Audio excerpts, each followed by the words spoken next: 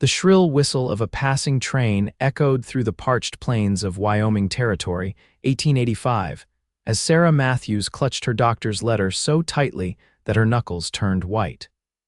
The paper contained words that had shattered her world barren, unlikely to conceive medical certainty.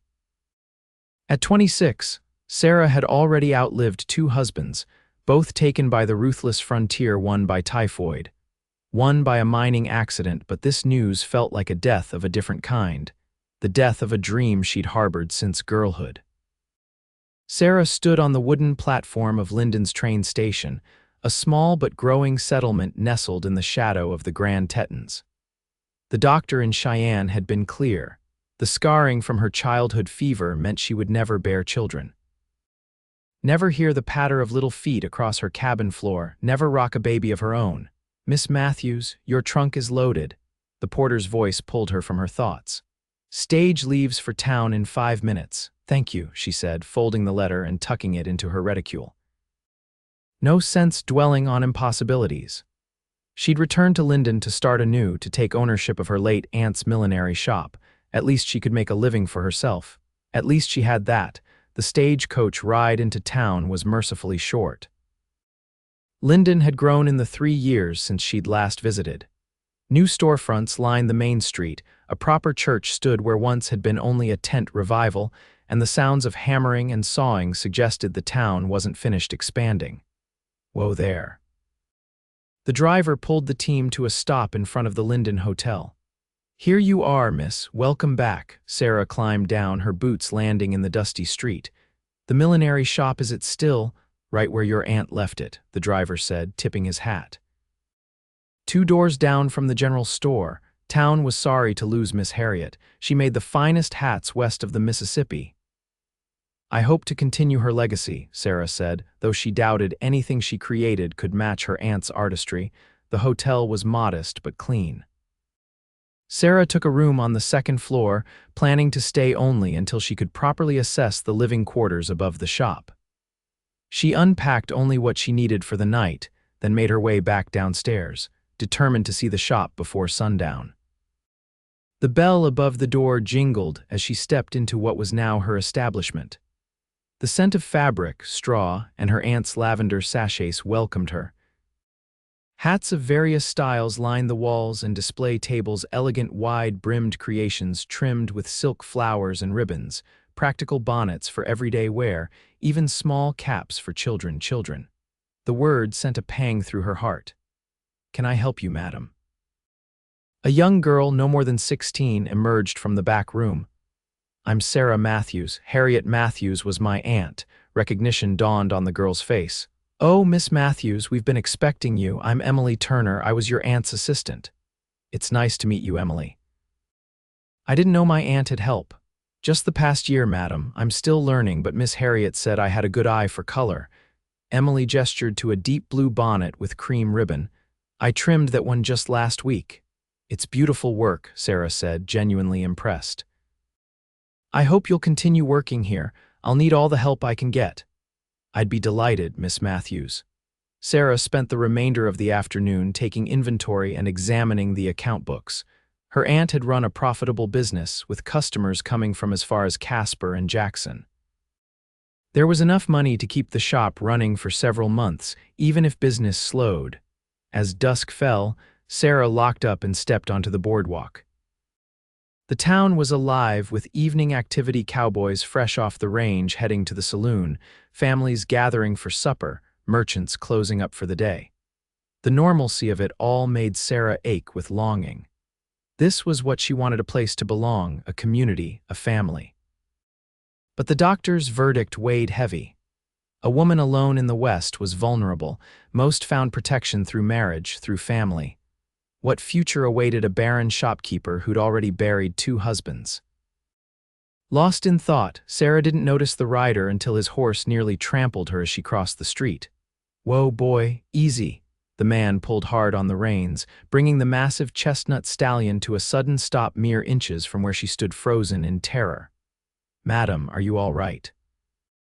The rider leaned down, concern etched on his sun-weathered face. "I didn't see you there." Sarah found her voice. I'm fine, I wasn't paying attention. He dismounted in one fluid motion, revealing his impressive height. Dressed in trail-worn clothes with a Stetson pulled low over his eyes, he had the unmistakable look of a man who lived in the saddle. Neither was I, Keegan Thornton.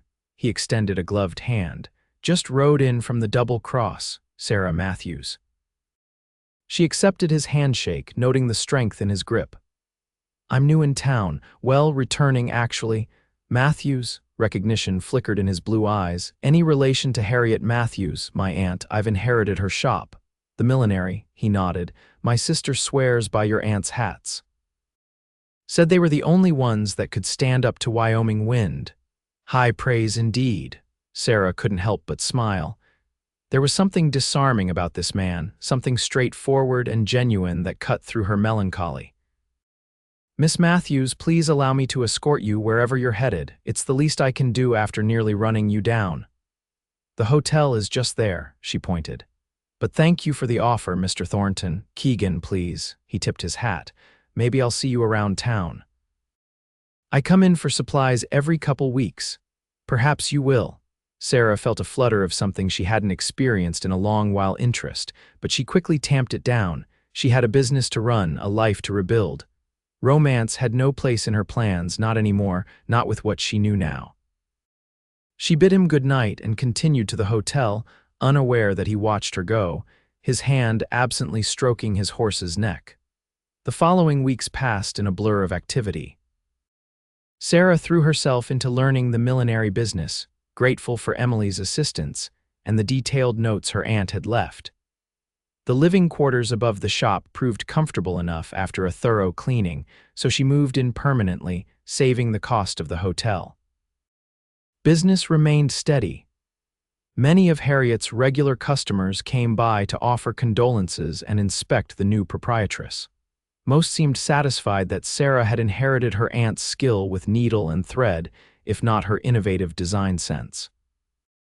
Sarah worked late into the nights, practicing new techniques, determined to make the shop her own. She saw Keegan Thornton twice more during this time. Once at the general store, where they exchanged pleasantries as he purchased supplies for the ranch, and again at Sunday services, where he sat with an older couple Sarah later learned were his parents, owners of the Double Cross Ranch. Each time she found herself unreasonably pleased by the encounter, and each time she scolded herself afterward for such foolishness. It was early October when tragedy struck the town. A fire broke out in the livery stable in the middle of the night, spreading quickly to adjacent buildings. Sarah woke to shouts and the acrid smell of smoke. Grabbing her shawl, she rushed downstairs and out into the street, joining the bucket brigade that had formed.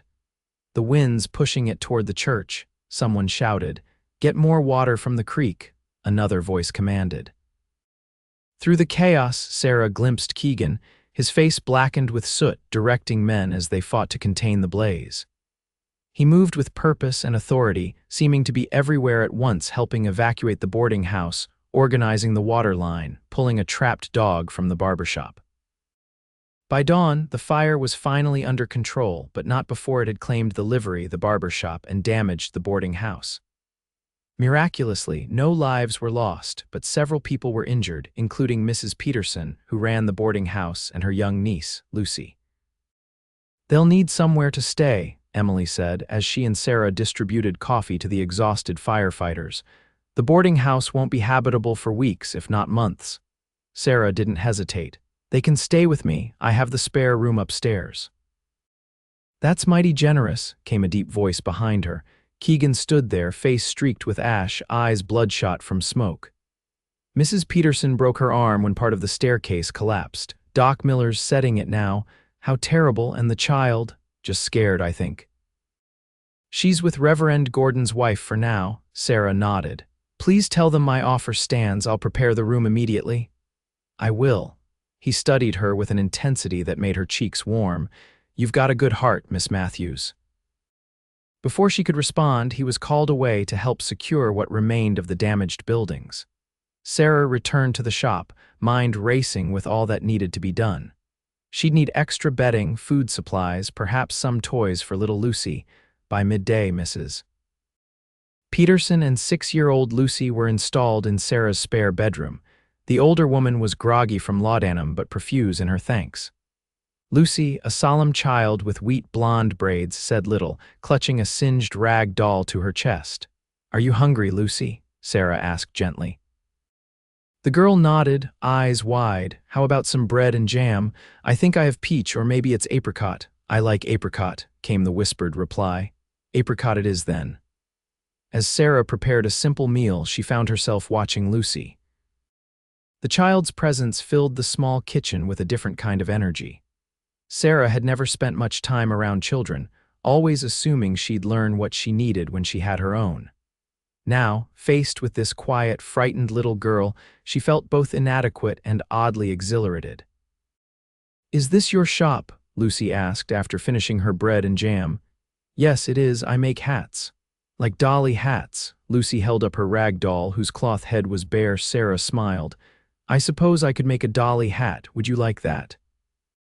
Lucy nodded enthusiastically, the first real animation she'd shown. "Then that shall be our project for tomorrow. But now I think your aunt needs rest, and you probably do too. It's been quite a night." To Sarah's surprise, the child slipped her small hand into hers as they walked back to the bedroom. The simple gesture of trust squeezed Sarah's heart in a way she hadn't expected.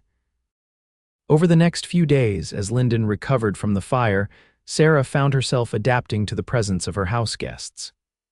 Mrs. Peterson mostly rested, her arm causing considerable pain, but Lucy became Sarah's shadow, watching wide-eyed as she trimmed hats and served customers. True to her word, Sarah fashioned a tiny hat for Lucy's doll, complete with miniature silk flowers. The girl's delight was payment enough, but Sarah was unprepared for how the simple act of pleasing a child could fill some empty space within her she hadn't known existed. "You're a natural with her," Mrs. Peterson observed one evening as they watched Lucy play with her newly outfitted doll. "Do you have nieces or nephews?" "No," Sarah said, trying to keep her tone light. "No siblings, so no nieces or nephews." "Well, you've certainly got away with children." "You'll make a wonderful mother someday." The innocent comment landed like a physical blow. Sarah excused herself quickly, retreating to the shop downstairs where she could compose herself in private. The doctor's letter seemed to burn in her mind the clinical certainty with which he'd robbed her of that very future Mrs. Peterson assumed awaited her.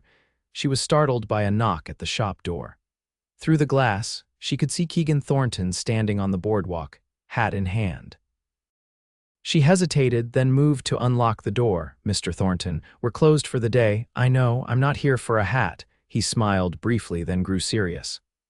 "I came to check on Mrs. Peterson and Lucy, and to bring these." He held up a small sack, "Apples from our orchard. Thought the little one might like them." "That's very thoughtful. Please come in." Sarah led him upstairs, where Mrs. Peterson greeted him warmly. Lucy, initially shy, warmed up when he presented her with the largest, reddest apple Sarah had ever seen. "My mother polished that special just for you," he told the child. "Said it would taste like sunshine." Lucy giggled. "Sunshine doesn't have a taste, Mr. Thornton, doesn't it?" he asked, feigning surprise. "Well then, you'll have to tell me what it does taste like." Sarah watched the interaction with growing admiration. This rough-hewn cowboy handled the child with such gentle ease, drawing out smiles she hadn't seen since the fire. After Lucy had taken her apple to the kitchen table to eat, Keegan updated Mrs. Peterson on the rebuilding efforts. The community had rallied, with neighboring towns sending supplies and men to help. The boarding house would be habitable again before winter set in. "That's welcome news indeed," Mrs. Peterson said, "though I must say Sarah has been the most generous hostess." "I don't know what we would have done without her." Keegan's eyes found Sarah's. "The town's lucky to have her." The simple praise shouldn't have affected her so, but Sarah felt warmth spreading through her chest. As he prepared to leave, Keegan hesitated at the door. "Miss Matthews, I wonder if you might accompany me to the harvest dance next Saturday. The town's holding it despite everything, or maybe because of everything. Thought it might lift spirits." Sarah was so taken aback she couldn't immediately respond. It had been years since she'd attended a social event, let alone been escorted by a gentleman. That's very kind, but I have Mrs. Peterson and Lucy to consider." "Oh, don't you worry about us," Mrs. Peterson interjected. "Emily has already offered to stay with us for the evening." "You go and enjoy yourself, dear, you've earned it," cornered Sarah found herself agreeing. "Then yes, Mr. Thornton, I'd be pleased to attend the dance with you." His smile transformed his face, erasing the worry lines and making him appear years younger. "I'll call for you at 7. He tipped his hat and departed, his boots echoing on the wooden stairs. "Well," Mrs. Peterson said once he was gone, "Keegan Thornton is quite a catch, my dear. His family owns the largest cattle operation in the county." "It's just a dance," Sarah protested, though her racing heart suggested it might be more. The night of the harvest dance arrived with unseasonable warmth, as if Wyoming was granting one last reprieve before winter's grip. Sarah fretted over her appearance, finally settling on a deep green dress that brought out the gold flecks in her hazel eyes. She'd never been a beauty, with her straight brown hair and unremarkable features, but tonight she found herself hoping she might be pretty enough. "You look lovely, Mrs. Peterson declared when Sarah emerged from her room. "Doesn't she, Lucy?" "Like a princess," the little girl agreed solemnly. Precisely at 7, Keegan arrived, looking so different in his Sunday best that Sarah nearly didn't recognize him. His usual trail dust was gone, his dark hair neatly combed, his clean-shaven face revealing a strong jaw and the faint hint of dimples when he smiled at the sight of her. "Miss Matthews," he said, his voice low, "you're a vision." The dance was held in the newly constructed hay barn at the edge of town. Lanterns hung from the rafters, casting a golden glow over the proceedings. A small band played lively tunes, and the townspeople had turned out in force, determined to celebrate despite or perhaps because of the recent tragedy. As they entered, Sarah was conscious of curious glances. Keegan Thornton was a known figure in these parts, and her appearance on his arm was cause for speculation. "Would you care to dance?" he asked as the band struck up a waltz. "I'm afraid I'm rather out of practice." "Makes 2 of us then, we can stumble together." But they didn't stumble. Keegan led with surprising grace for a man who spent his days on horseback, and Sarah remembered the steps more clearly than she'd expected. They moved well together, finding a rhythm that felt as natural as breathing. "You mentioned you're returning to Linden," Keegan said as they circled the floor. "Where were you before?" Sarah hesitated. "Denver, most recently. My late husband worked the silver mines." "I'm sorry for your loss. Thank you, it was some time ago. And before Denver, Laramie." "My first husband ran a freight business." Keegan missed a step. "First husband?" Sarah felt her cheeks flame. "Yes, I've been widowed twice, Mr. Thornton. At 26, I'm practically a professional widow." She tried to make it sound light, but the words came out bitter. His hand tightened on hers. "Life's been hard on you." "No harder than on many out here. The frontier demands its sacrifices." They danced in silence for a moment, the music swelling around them.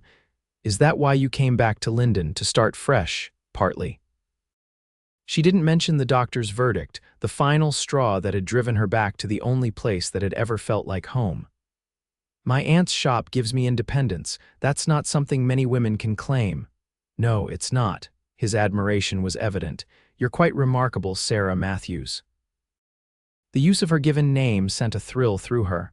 "Hardly remarkable, just stubborn. Stubborn's good. Takes stubborn to survive out here." The dance ended, and Keegan escorted her to the refreshment table. The evening continued pleasantly, with more dancing, introductions to townspeople she hadn't yet met, and conversation that flowed more easily than she'd anticipated. Keegan was well respected in the community, she discovered, known for his fair dealing and hard work. As the night wore on, he suggested they step outside for some air.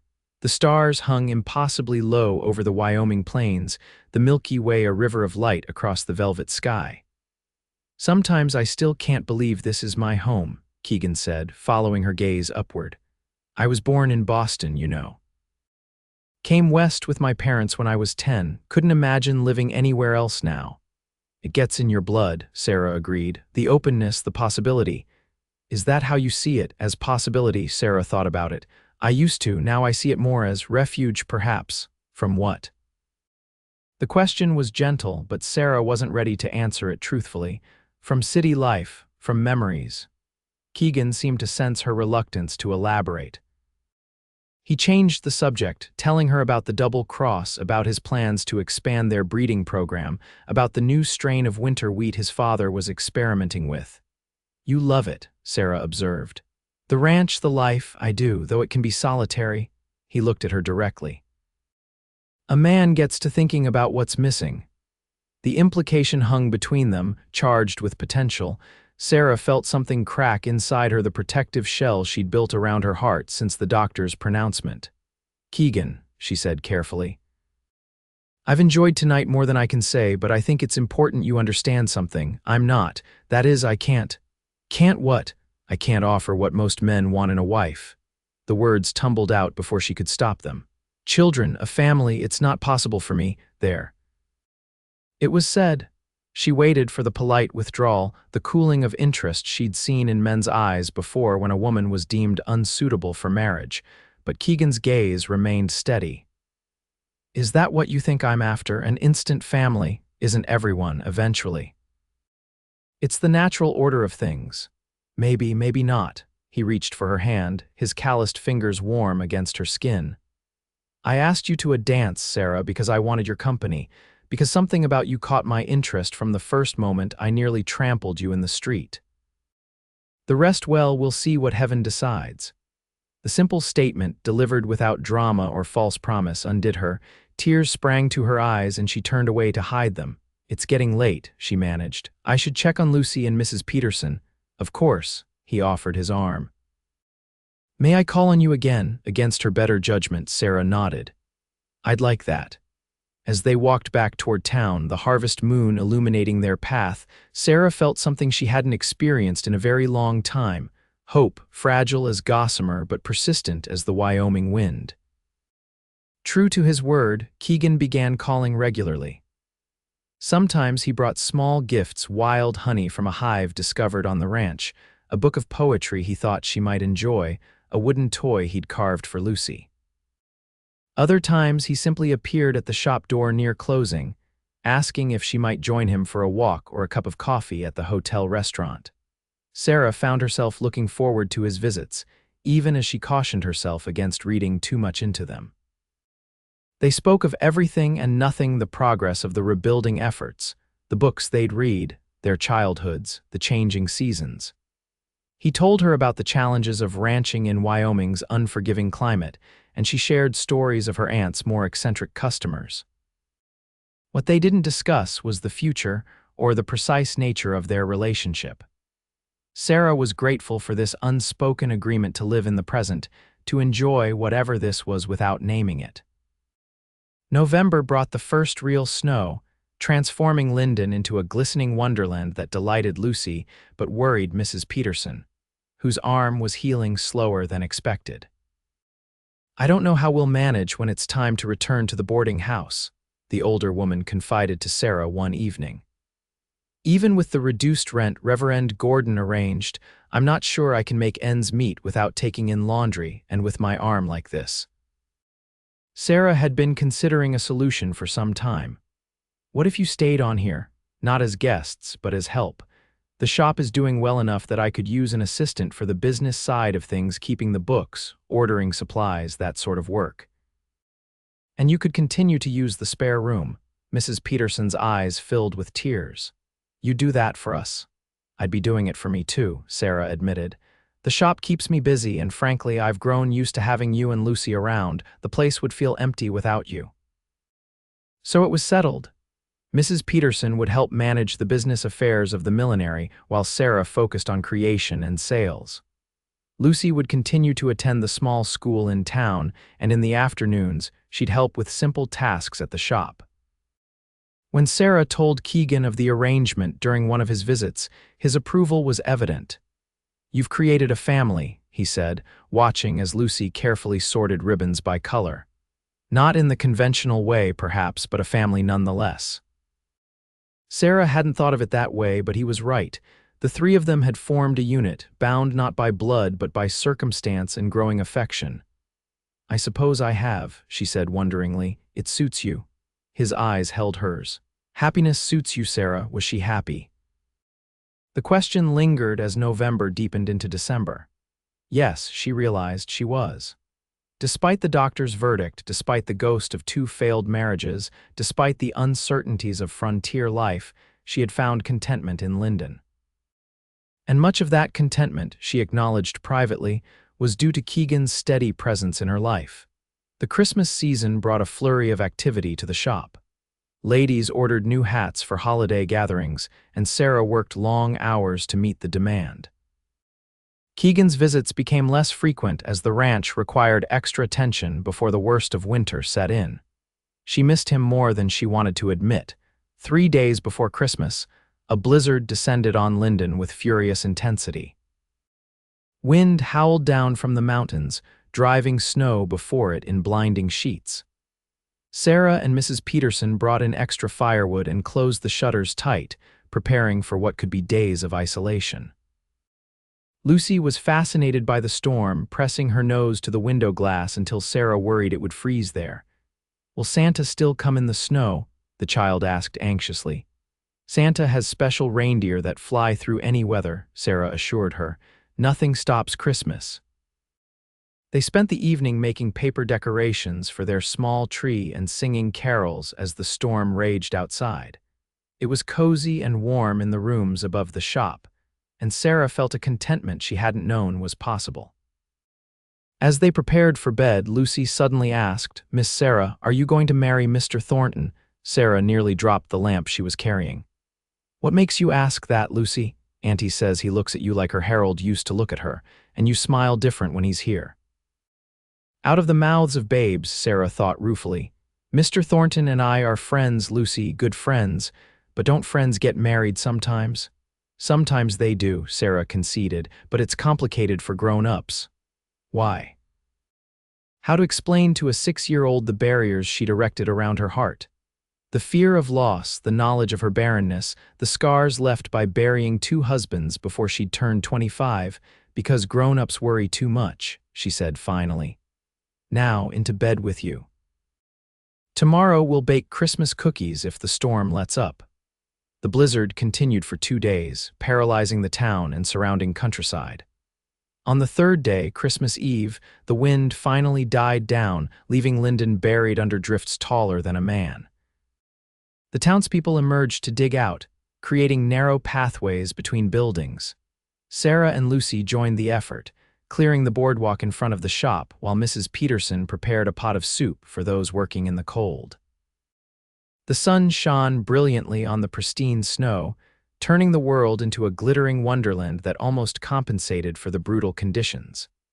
By mid-afternoon, the main street was passable, and a few hardy souls had even managed to reach town from outlying homesteads. The Christmas Eve service at the church would proceed as planned. Reverend Gordon announced, though everyone was advised to bring extra blankets as the heating stoves were having trouble keeping up with the cold. "We should attend," Mrs. Peterson declared. "After all, we have much to be thankful for this year." Sarah agreed, though privately she wondered if Keegan and his family would make it in from the Double Cross. The ranch was a good 10 miles outside of town, and the roads would be treacherous. As dusk fell, Sarah helped Lucy into her warmest clothes, adding an extra shawl for good measure. The 3 of them made their way carefully to the church, which glowed with candlelight against the darkening sky. Inside, the small building was packed with townspeople. Families huddled together on the hard wooden pews, sharing blankets and greeting neighbors they hadn't seen since before the storm. Sarah scanned the crowd but saw no sign of the Thorntons. The service was simple but moving. Reverend Gordon spoke of hope born in unlikely circumstances, of light coming into darkness, of love that transformed the world. Sarah found herself unexpectedly touched by the familiar Christmas story, seeing in it echoes of her own journey from desolation to something approaching peace. As the congregation sang the final carol, the church door opened, admitting a blast of cold air and 3 snow-covered figures. The Thorntons had made it after all. Sarah's heart leapt at the sight of Keegan, his face reddened by cold, his eyes searching the crowd until they found her. He gave her a small nod, his smile visible even across the crowded room. After the service, as people lingered to exchange Christmas greetings, Keegan made his way to her side. "Merry Christmas, Sarah," he said, his voice low.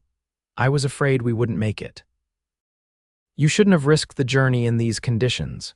And miss seeing you, not a chance." He glanced at Lucy, who was watching them with undisguised interest. "Merry Christmas to you too, Miss Lucy. I hear you've been helping at the shop." "I sort ribbons," the child announced proudly. "And sometimes Miss Sarah lets me hold the pins. Very important work." He turned back to Sarah. "I wonder if I might call on you tomorrow. I have something I'd like to discuss. Of course, we're having a small Christmas dinner. You'd be welcome to join us." "I'd be honored, Mrs." Peterson appeared at Sarah's elbow, giving Keegan a knowing look. "Mr. Thornton, how lovely to see you. I trust your family is well." "Very well, madam. In fact, they've asked me to extend an invitation. The Double Cross is hosting a New Year's gathering, and we'd be delighted if you, Sarah, and Lucy would attend.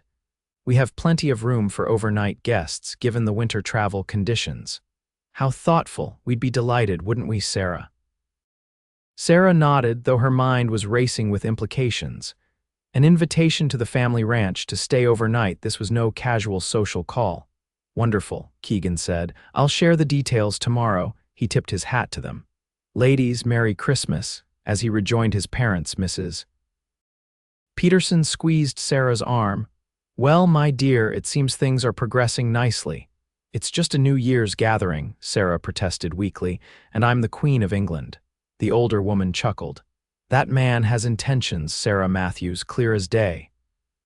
The thought kept Sarah awake long into the night. What if Mrs. Peterson was right? What would she do if Keegan offered more than friendship? The idea both thrilled and terrified her. Christmas Day dawned bright and cold. Lucy woke early, eager to discover what Santa had brought. Sarah and Mrs. Peterson had collaborated on small gifts: a new dress for her doll, a slate and chalks for practicing her letters, a picture book about a brave frontier girl. "And this," Sarah said, presenting a small box, "is something special. It belonged to my mother and her mother before her."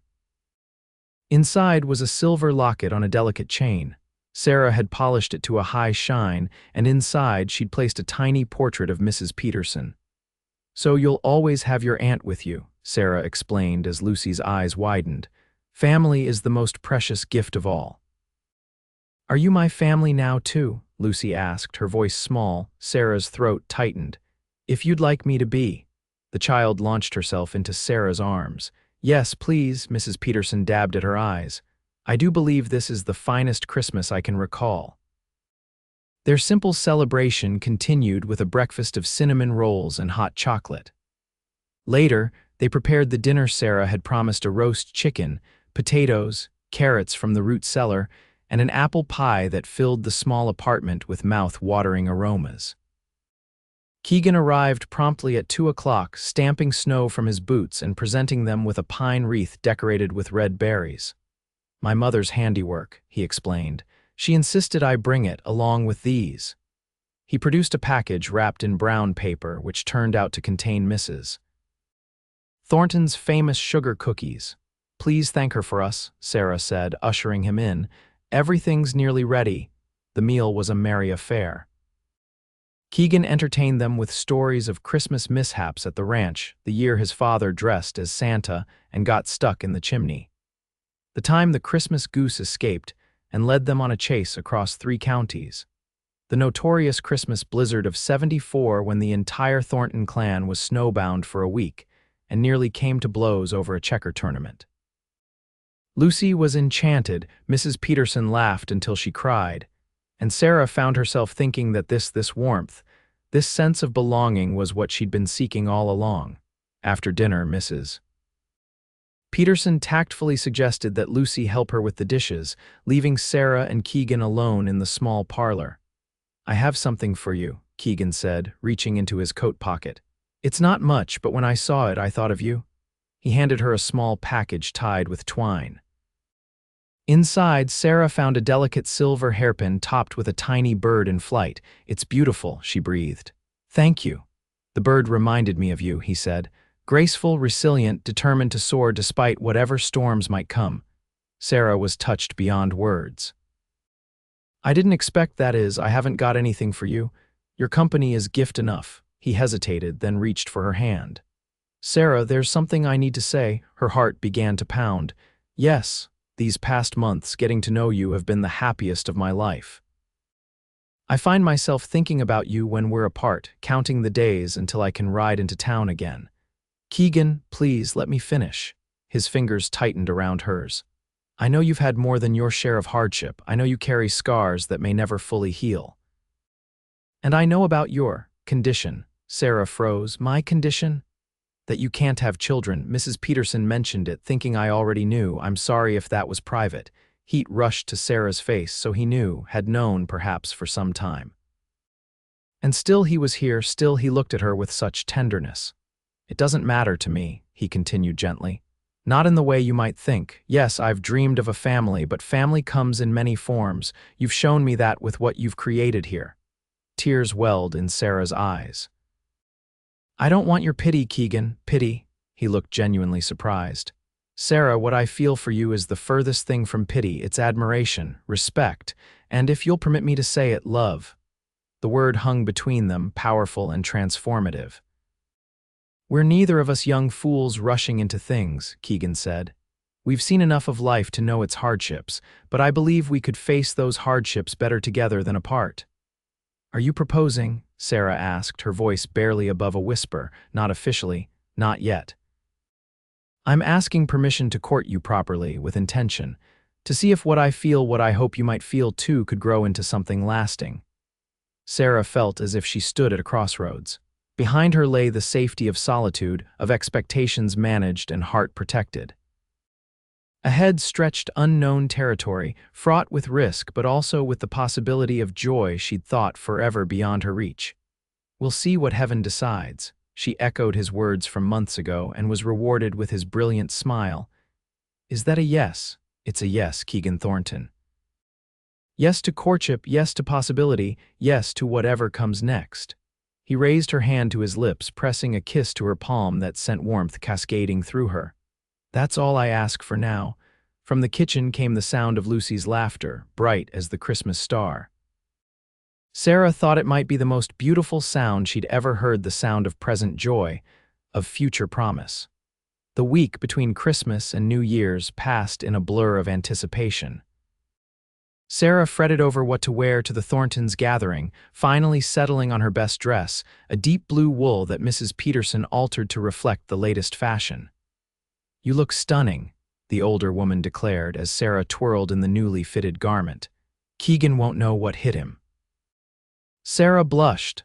Since Christmas Day, her relationship with Keegan had acquired a new dimension.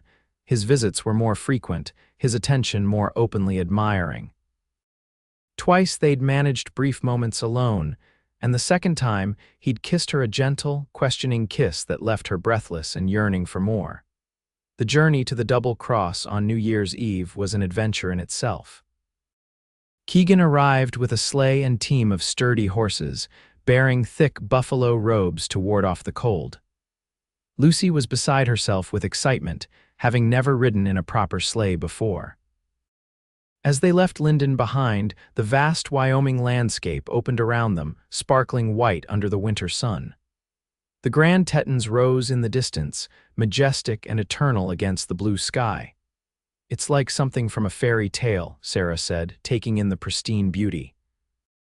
Wait until you see the ranch, Keegan replied, his arm warm against hers where they sat close together on the sleigh seat. My mother's gone all out for this celebration. The Double Cross exceeded Sarah's expectations. The main house was a substantial two-story structure built of local stone and timber, with a wide veranda wrapping around three sides. Smoke curled from multiple chimneys, and lanterns already glowed in welcome, though it was only mid-afternoon, Mrs. Thornton greeted them at the door, a handsome woman in her 50s with Keegan's blue eyes and direct manner. Sarah, at last we meet properly. Keegan's told us so much about you. She embraced Sarah warmly, then bent to Lucy's level, and this must be Miss Lucy. I have it on good authority that there might be some kittens in the barn who would love a visitor. Lucy looked questioningly at Mrs. Peterson, who nodded permission. Mr. Thornton, a tall man with a silver-streaked beard, offered to escort them to the barn, leaving Sarah alone with Keegan and his mother. Come in, come in. You must be frozen. I've got coffee brewing, or would you prefer tea?" The interior of the house was as impressive as its exterior, spacious rooms furnished with a mix of frontier practicality and Eastern refinement. A massive stone fireplace dominated the main living area, where evergreen boughs and red ribbons added festive touches. "Your home is beautiful, Mrs.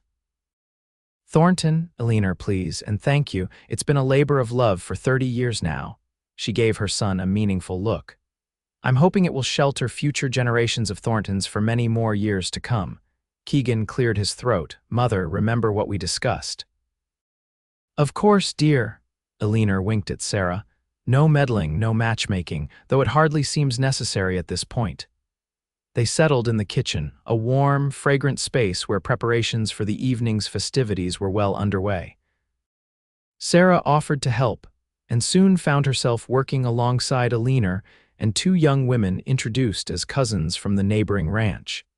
The easy camaraderie reminded Sarah of holidays with her aunt, before illness had claimed Harriet's life. There was something deeply comforting about women working together, sharing stories and laughter as they created something to nourish those they loved. By evening, the house was filled with guests, neighboring ranchers, friends from town who had braved the winter roads, extended family visiting for the holidays. A local fiddler and guitarist provided music, and the furniture had been pushed back to create space for dancing. Sarah watched as Keegan moved through the crowd, greeting everyone with genuine warmth, always aware of where she was, catching her eye across the room with private smiles that made her heart flutter. "He's a good man," came a voice beside her. Mr. Thornton had appeared, offering a glass of punch. "My son, the best of men." "I believe that's true," Sarah said honestly. "He tells me you've agreed to a courtship." "Yes, sir." The older man nodded approvingly. "Good. About time he settled down.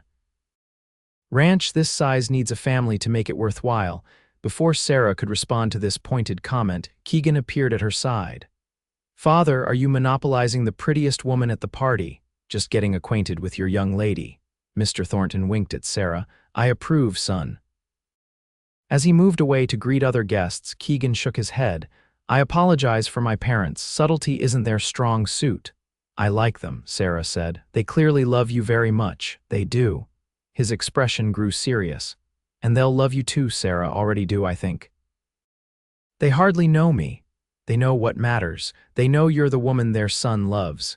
The simple declaration stole her breath. Before she could respond, the fiddler struck up a lively tune and Keegan held out his hand. "Dance with me." The evening passed in a whirl of music, laughter, and conversation.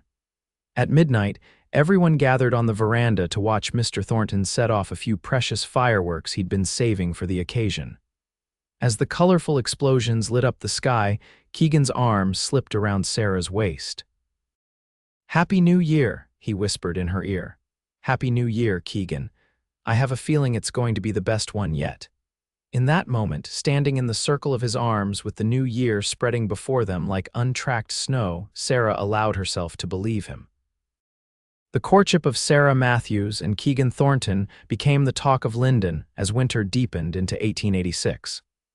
Keegan's visits to town increased in frequency, and it was not uncommon to see the pair walking together along the snow-cleared boardwalks, deep in conversation. For Sarah, these months were a revelation. She'd forgotten the particular joy of being the focus of a good man's attention, the anticipation of his arrival, the pleasure of shared interests discovered, the slow building of trust and understanding. Keegan was different from her previous husbands in important ways. More thoughtful than impulsive John Matthews, her first husband, who'd swept her off her feet when she was barely 18. More steady than passionate Michael Collins, her second husband, whose dreams of silver riches had drawn them to Denver.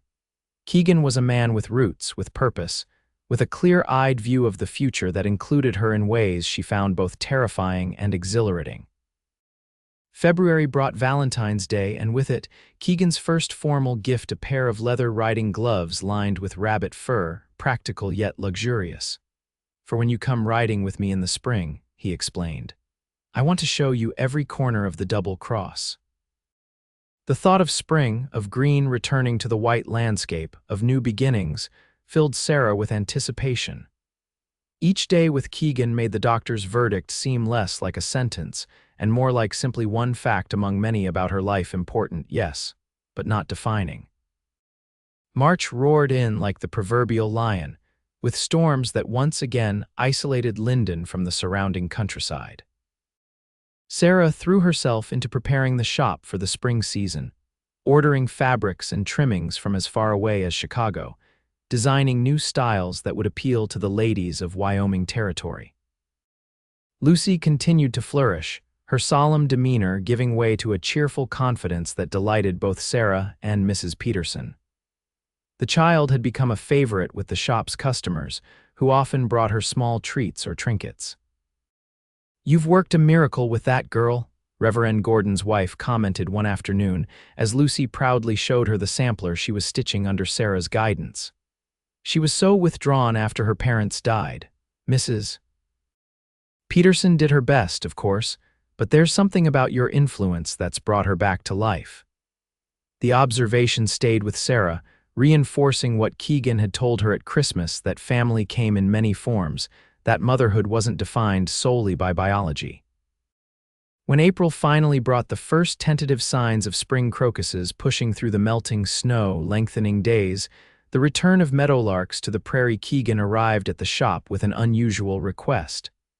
"I'd like to take you on a picnic," he announced. "Tomorrow, if the weather holds.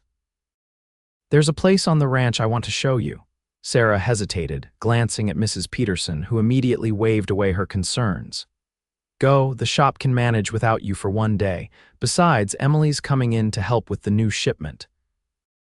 And so the following morning found Sarah perched on the seat of Keegan's buckboard, heading out of town toward the Double Cross.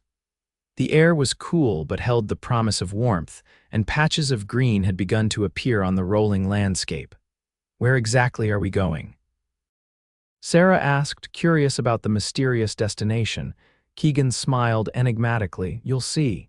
It's my favorite spot on the whole ranch, especially beautiful this time of year." They traveled for nearly an hour, leaving the main road to follow a rutted trail that wound through stands of aspen and pine. Finally, they crested a small rise, and Sarah gasped at the view that spread before them. A meadow, perhaps an acre in size, carpeted with wildflowers in a riot of colors: blue lupine, orange paintbrush, yellow balsam root, and more she couldn't name. A small stream cut through the center, its banks lined with willows just beginning to leaf out. Beyond, the mountains rose in snow-capped majesty against the blue sky. "Keegan, it's paradise. I thought you might like it." He helped her down from the wagon, his hands lingering at her waist. "Found it my first spring at the Double Cross. Been coming back ever since when I need to think or just be." They spread a blanket near the stream and unpacked the picnic. Alina had prepared fried chicken, biscuits, apple tarts, and a bottle of sparkling cider Keegan had been saving for a special occasion. As they ate, Keegan pointed out landmarks visible from their vantage point: the northernmost pasture of the Double Cross, the hunting cabin his father had built years ago, the ridge where wolves sometimes appeared in the deepest winter. "You love this land," Sarah observed, "with everything in me. It's part of who I am now." He looked at her intently. "I want it to be part of who we are, Sarah." Her heart skipped a beat. "What are you saying?" Keegan reached for her hand. "I think you know, I've been courting you for 4 months now, longest 4 months of my life, if I'm honest." His smile was both nervous and determined. "I'm saying I love you, Sarah Matthews. I'm saying I want to build a life with you here on this land. Keegan." Sarah's voice caught on his name. "You know what marrying me would mean." "I do. It would mean having an intelligent, compassionate, beautiful woman as my wife. It would mean coming home to you every day for the rest of my life. It would mean facing whatever joys and sorrows the future holds together. But no children of our own, no son to inherit the ranch. No daughter to Sarah." He stopped her with a gentle finger to her lips. There are children who need homes, children like Lucy orphaned by the harshness of frontier life. If heaven decides to bless us that way, I'd count myself fortunate. Tears filled her eyes. You've thought about this. I've thought of little else since Christmas. He shifted position, moving from the blanket to one knee before her. From his pocket, he withdrew a small velvet box. Sarah Matthews, will you do me the very great honor of becoming my wife? Inside the box was a ring, a simple gold band set with a single pearl surrounded by tiny diamonds. It was my grandmother's, Keegan explained. My mother insisted I should give it to the woman I choose to spend my life with. Sarah stared at the ring, at Keegan's hopeful face, at the paradise that surrounded them. In that moment, the weight of the past, her failed marriages, the doctor's verdict, the years of loneliness seemed to lift from her shoulders. Yes, she said, her voice stronger than she expected. Yes, Keegan Thornton, I will marry you. His whoop of joy startled birds from a nearby tree. He slipped the ring onto her finger, then pulled her to her feet, spinning her around until they were both laughing breathlessly. When he finally set her down, his expression turned serious again. I promise to make you happy, Sarah, every day for all the days we have. I believe you, she said, and realized it was true.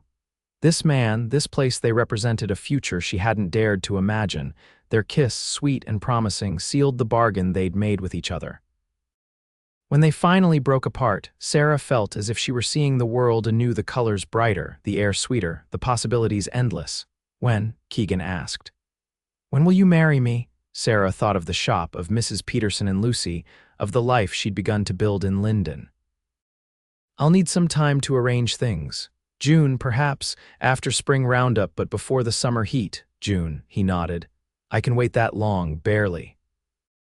They lingered in the meadow until the shadows lengthened, talking of practical matters, where they would live, the main house for now, with a future plan to build their own home on a rise overlooking the eastern pastures. How Sarah might continue her millinery work, a monthly trip to town perhaps, or even a small workshop at the ranch.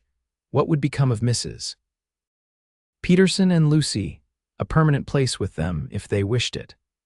As they finally packed up to return to town, Sarah gathered a small bouquet of wildflowers to press as a remembrance of this day, this place where her life had changed course once again.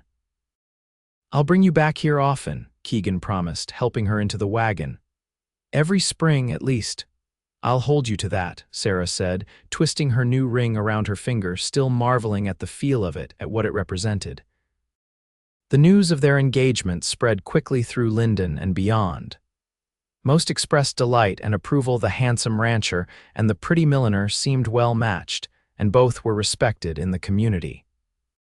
Keegan Thornton immediately began planning what promised to be the social event of the season. The wedding would take place at the Double Cross, with Reverend Gordon officiating. Guests would come from as far as Cheyenne and Salt Lake City. Sarah found herself caught up in a whirlwind of preparations. Her simple trousseau required expansion, decisions about the ceremony multiplied daily, and the shop still needed tending. You'll wear my wedding dress, of course, Keegan declared during one planning session. I've kept it preserved all these years, waiting for my future daughter-in-law. That's very generous, Sarah said, touched by the gesture. But are you certain? I'm sure you plan to pass it to a daughter someday. Nonsense, you are the daughter of my heart now. Keegan patted her hand. Besides, Thomas and I had only Keegan, no daughters. The dress has been waiting for you. The gown, when Sarah tried it on, fit as if made for her. Ivory silk with delicate embroidery, it reflected Keegan's Eastern upbringing and would look appropriately elegant even 30 years after its first wearing. May brought increasingly frantic activity as the wedding date approached. The Double Cross buzzed with preparations, fresh paint on the house, new flowers planted along the drive, repairs to the bunkhouse where some guests would stay in Linden. Sarah worked with Emily to ensure the shop would continue to run smoothly during her absence. Mrs. Peterson had agreed to move to the ranch with them, bringing Lucy, who was to be the flower girl at the ceremony. You're gaining a daughter, Sarah told her one evening as they sat on the porch watching Lucy play with neighborhood children. I hope that compensates somewhat for losing your independence. Oh, my dear, Mrs. Peterson's eyes misted. I'm gaining far more than I'm losing. A home, a family, security for Lucy's future, and the joy of seeing you so happy. 2 weeks before the wedding, disaster struck. A telegram arrived from Keegan's uncle in Boston. Aliner's brother was gravely ill, possibly dying. The Thorntons would have to travel east immediately. We'll postpone the wedding, Keegan said when he brought the news to Sarah, until my parents return. But Sarah, seeing his distress, had another idea. What if we don't wait? What if we marry now before they leave, a simple ceremony with just family? Then when they return, we can have the celebration as planned. The relief on Keegan's face told her she'd suggested the right solution. Are you sure you deserve the beautiful wedding my mother's been planning? What I deserve is to be your wife, Sarah said simply. The rest is just details. And so, 3 days later, in the parlor of the Double Cross, with only Keegan's parents, Mrs. Peterson, Lucy, and Reverend Gordon in attendance, Sarah Matthews became Sarah Thornton. The ceremony was brief but heartfelt. Aliner wept, Mr. Thornton beamed, and Lucy scattered rose petals with solemn concentration. I now pronounce you man and wife, Reverend Gordon intoned. What God has joined together, let no man put asunder. Keegan's kiss was tender, reverent, promising. Sarah felt the last of her reservations dissolve under its warmth. The Thorntons left for Boston the following day, entrusting the ranch and their new daughter-in-law to Keegan's capable hands. The newlyweds settled into a routine, Keegan working from dawn to dusk as spring roundup approached. Sarah dividing her time between the ranch house and weekly visits to the shop in town. Married life suited them. Sarah discovered a talent for ranch management, helping with the account books and correspondence that Keegan had always neglected. He, in turn, proved to be a patient teacher, showing her the operations of the Double Cross and introducing her to the rhythms of ranch life. Their nights were a revelation. Sarah, whose previous marriages had been satisfactory but unremarkable in this regard, found in Keegan a passionate and attentive lover.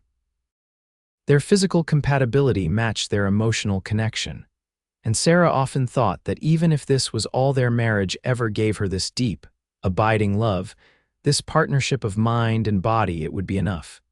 June arrived with perfect weather for the postponed wedding celebration. The Thorntons returned from Boston with good news. Aliner's brother was recovering and threw themselves into final preparations. The day itself dawned clear and warm.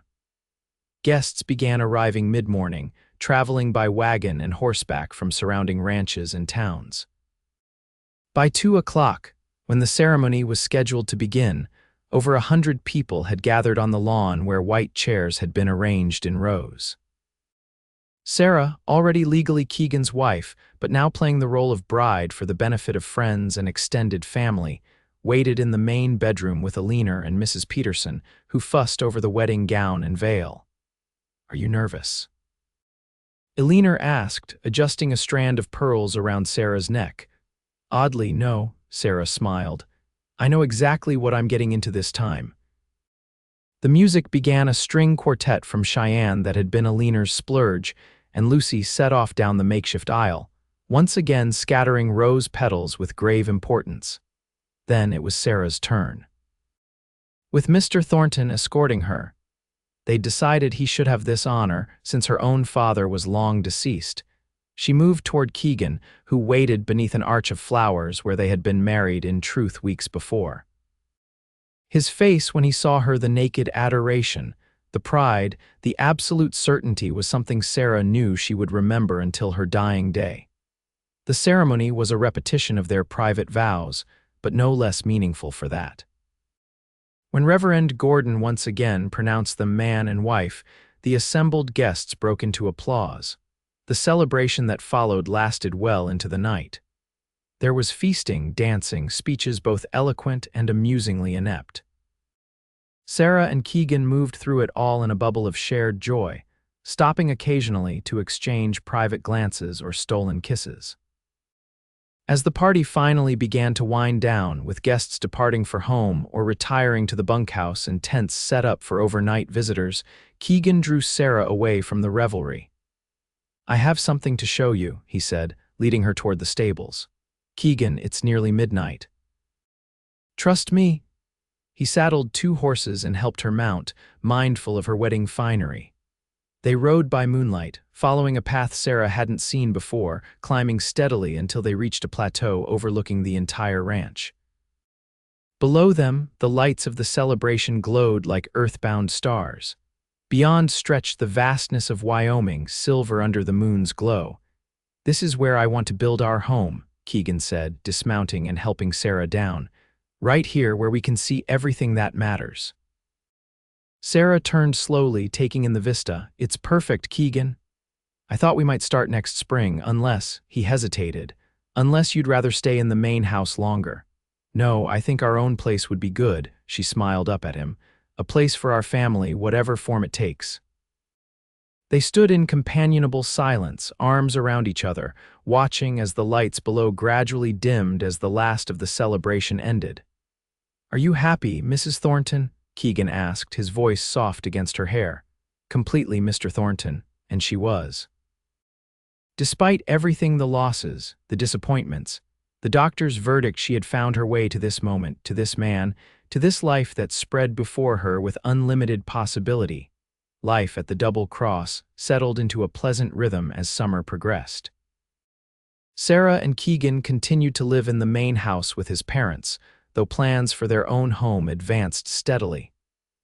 Mr. Thornton engaged an architect from Denver, and by July, preliminary drawings were being reviewed and refined. Sarah divided her time between ranch responsibilities and the millinery shop in town, which continued to thrive under Mrs. Peterson's careful management. Lucy attended the small school in Linden during the week, staying with Mrs. Peterson in the apartment above the shop, and joined them at the ranch on weekends. This arrangement suited everyone, though Sarah sometimes found herself missing the child's presence during the week. She'd grown surprisingly attached to Lucy, whose resilient spirit and quiet intelligence reminded Sarah of herself at that age. August brought a development that shocked the entire household. Sarah, who had been feeling unusually tired and queasy for several weeks, finally consulted Dr. Miller during one of her trips to town. "Well, Mrs. Thornton," he said after a thorough examination, "I'd say congratulations are in order. You're expecting a child." Sarah stared at him in disbelief. "That's impossible. I was told the doctor in Cheyenne said doctors can be wrong, my dear." "It happens more often than we like to admit," he patted her hand. "I'd estimate you're about 2 months along. The baby should arrive in early spring." Sarah left the doctor's office in a daze, her mind reeling. A baby, her baby, Keegan's baby, the child she'd been told she would never have. She didn't immediately return to the shop as planned. Instead, she walked to the small church, which was empty at this hour, and sat in a pew near the front. Tears came, then tears of shock, of joy, of fear. What if something went wrong? What if the Cheyenne doctor had been right about her ability to conceive but wrong about her ability to carry a child to term? Could she bear the heartbreak of losing this miracle once it had been granted? "Please," she whispered, looking up at the simple wooden cross above the altar. "Please let this child live." By the time she returned to the Double Cross that evening, Sarah had composed herself enough to keep her news private. She wanted to tell Keegan first, to see his face when he learned that the impossible had happened. Her opportunity came 2 days later, when Keegan suggested an evening ride to check on the progress of their house site. The foundation had been staked out, and clearing had begun for the access road. As they sat on a fallen log, watching the sunset paint the distant mountains with gold and pink, Sarah gathered her courage. "Keegan, do you remember what you said to me that first time we discussed?" "My condition?" He nodded, his arm warm around her shoulders. "I said we'd see what heaven decides." "Well," Sarah took a deep breath, "it seems heaven has decided." Keegan looked at her uncomprehendingly for a moment, then understanding dawned, his eyes widening, his mouth falling open in astonishment. "Sarah, are you saying?" She nodded, suddenly unable to speak past the lump in her throat. A baby, our baby." His voice was hushed, reverent. Dr. Miller says spring, March probably, Keegan's whoop echoed across the plateau. He leapt to his feet, pulling Sarah up with him, spinning her around just as he had the day of their engagement. "Careful," she laughed. "You'll make me dizzy." He set her down immediately, his hands gentle on her waist. "I'm sorry, Sarah, this is—" He shook his head, words failing him. "I know." She placed her hand over his heart, feeling its rapid beat. "I can hardly believe it myself. Are you happy? You seem worried." Sarah hesitated. "I am happy, but also scared. What if something goes wrong? What if, SHH?" He pressed a finger to her lips. "No what ifs. We'll take each day as it comes, grateful for whatever time we have with this little miracle." His certainty steadied her, as it always did. "You're right, and Keegan, thank you." "For what?" "For loving me as I was, for wanting me even when you thought I couldn't give you children. For making me believe in second chances, third chances, really." He kissed her then, a kiss that held all the words they couldn't quite express: wonder, gratitude, love beyond measure. The news of Sarah's pregnancy was received with jubilation by the extended Thornton family. Eleanor was particularly overcome, alternating between tears of joy and frenzied planning for her first grandchild. "We'll need to adjust the house plans," she declared. "The nursery should be larger, and perhaps we should add a second bedroom for future siblings." Sarah didn't discourage her mother-in-law's enthusiasm, though privately she thought one miracle was quite enough to hope for. As autumn painted the Wyoming landscape in russets and golds, Sarah's body began to change. The slight rounding of her belly was visible only to Keegan at first, a secret they marveled over in the privacy of their bedroom. By November, however, there was no hiding her condition. She reduced her trips to town, entrusting more responsibility to Mrs. Peterson and Emily, who had proven herself an excellent apprentice. Lucy was fascinated by the prospect of a baby at the ranch. "Will it be a boy or a girl?" she asked one weekend, her small hand resting on Sarah's growing bump. "We won't know until the baby arrives," Sarah explained. "Would you prefer one or the other?" "A girl," Lucy said decidedly. "Boys are too noisy," Sarah laughed. "Well, we'll have to see what heaven decides." Construction on their new home had progressed rapidly through the fall, with Keegan pushing the workers to complete the exterior before winter set in. By Christmas, the structure was fully enclosed, though the interior remained unfinished. "We'll be able to move in by the time the baby comes," Keegan promised as they toured the rooms, their footsteps echoing on the bare floors. "Not everything will be perfect, but it will be ours." Christmas at the Double Cross was a joyous affair, with the house full of extended family and neighboring ranchers. Sarah, now undeniably pregnant in her 6th month, received endless advice, remedies, and old wives' tales from the assembled women. "Carrying high means a boy," one elderly aunt pronounced, studying Sarah's profile. "Nonsense," countered another. "It's the heartbeat that tells. Fast for a girl, slow for a boy." "Has the baby quickened yet?" asked a cousin. "My Thomas kicked so hard I thought he'd break my ribs." Sarah fielded these comments with good humor, sharing private smiles with Keegan across the crowded parlor. Whatever this child was, boy or girl, active or placid, it was theirs, a gift neither had expected. January brought heavy snow that isolated the Double Cross for weeks at a time. Sarah used the enforced quiet to prepare for the baby, sewing tiny garments and planning the nursery. Keegan spent the days with the ranch hands, ensuring the cattle had feed and shelter, returning in the evenings to sit with Sarah before the fire, his hand resting protectively on her belly. "I felt that," he exclaimed one night when the baby delivered a particularly vigorous kick. "That's quite a punch our little one has. He or she has been doing that all day," Sarah said, rubbing the spot. "I think we have a future rancher on our hands." February saw the completion of their new home, a handsome 2-story structure with large windows to capture the spectacular views. Moving in became a family affair, with everyone from Eleanor to the youngest ranch hand helping transport furniture and belongings up the hill from the main house.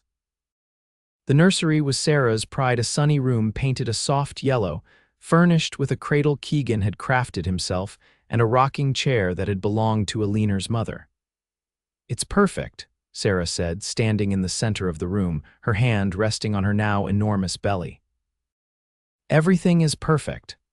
But as February gave way to March and her due date approached, Sarah's earlier fears returned. What if something went wrong? What if the difficult birth the Cheyenne doctor had predicted came to pass? She confided these worries to Mrs. Peterson during one of the older woman's visits to the ranch. "Every mother fears the unknown," Mrs. Peterson said gently. "But remember, Sarah, women have been doing this since Eve. Your body knows what to do." "But the doctor said," "Doctors don't know everything, Mrs. Peterson interrupted firmly. "And from what I can see, this baby is thriving. You're healthy, the pregnancy has been uncomplicated. There's no reason to borrow trouble." Sarah tried to take this advice to heart, focusing on the joy of preparing for her child rather than the potential dangers ahead.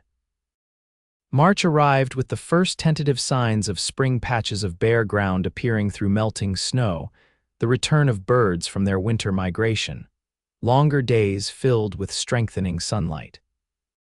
On the 15th of the month, just as dawn was breaking over the eastern plains, Sarah woke to the unmistakable sensation of her waters breaking. She shook Keegan awake, her voice surprisingly calm. "It's time." The next 12 hours were a blur of pain, fear, and determination. Dr. Miller, summoned from town, arrived by mid-morning, bringing with him his assistant and a wealth of experience delivering babies on the frontier. Keegan refused to leave Sarah's side, despite the doctor's initial objections. "She's my wife," he said simply. "I'll be where she needs me." And she did need him, his strength as she walked the room during early labor, his encouragement as the pains intensified, his steadfast belief that she could do this impossible, necessary thing. As afternoon faded into evening, the labor reached its peak. Sarah, exhausted beyond anything she'd ever experienced, found reserves of strength she hadn't known she possessed. "I can see the head," Dr. Miller announced. "One more push, Mrs. Thornton." With Keegan supporting her shoulders, Sarah gathered her remaining energy and pushed with everything she had. There was a moment of searing pressure, a strange, slithering sensation, and then the cry, high, indignant, perfect. "A girl, doctor," Miller proclaimed, lifting the squalling infant for them to see. A healthy baby girl, Keegan's face, when Sarah managed to focus on it, was transformed by wonder and joy. Tears streamed unchecked down his cheeks as he watched the doctor clean and swaddle their daughter. "You did it," he whispered, pressing his forehead to Sarah's. "You amazing, incredible woman, you did it." When the baby was finally placed in her arms, Sarah felt a love so overwhelming it seemed to physically expand her chest. This tiny being with her shock of dark hair and fierce grip was the embodiment of hope, of second chances, of heaven's decision. "Hello, little one," she murmured. "We've been waiting for you." Keegan perched on the edge of the bed, one arm around Sarah, one finger gently tracing their daughter's perfect features. "What shall we call her?" They had discussed names, of course, but hadn't settled on any, both somewhat superstitious about naming a child they'd been told could never exist. "Hope," Sarah said without hesitation. "Hope Aliner Thornton." "Hope," Keegan repeated, testing the name. "It's perfect, she's perfect, you're perfect." In that moment, cradling her miracle in the circle of her husband's arms, Sarah knew a contentment deeper than any she'd ever imagined possible. The road that had led her here through loss and disappointment, through 2 failed marriages and a medical verdict that had proven wonderfully wrong, suddenly seemed not cruel but necessary, each step bringing her closer to this precise happiness. Outside, the sun set on the Wyoming plains, painting the new world in shades of promise. The years that followed brought more blessings than Sarah could have dreamed. Hope thrived, growing into a spirited girl with her father's blue eyes and her mother's determined nature. When she was 2, the miracle repeated itself with the birth of Thomas Keegan Thornton, a sturdy boy whose arrival was less fraught with anxiety but no less joyfully received. Lucy, now a permanent part of their family through formal adoption, blossomed into a thoughtful young woman who showed a remarkable talent for the millinery business Sarah still maintained in town. Mrs. Peterson, grandma to the children, remained with them, dividing her time between the ranch and the shop according to the seasons. The Double Cross prospered under Keegan's management, expanding its operations to include sheep as well as cattle, weathering the economic ups and downs that challenged all Western ranchers with resilience and innovation. And Sarah, who had once been told she would never bear a child, who had believed her chance at motherhood was forever lost, found in her unexpected family a fulfillment beyond measure. On the 10th anniversary of their wedding, Keegan brought her back to the wildflower meadow where he had proposed. They spread a blanket much as they had that day, though now their picnic included 3 children eager to explore the stream and chase butterflies through the colorful blossoms. "Happy?" Keegan asked as they watched Hope teach her younger brother and sister how to make daisy chains. Sarah leaned into his embrace, her heart so full it seemed impossible it didn't overflow. "Beyond words," she said simply. He kissed her temple, his arm secure around her waist. "We'll see what heaven decides," he had told her all those years ago, and heaven, in its wisdom and generosity, had decided on joy.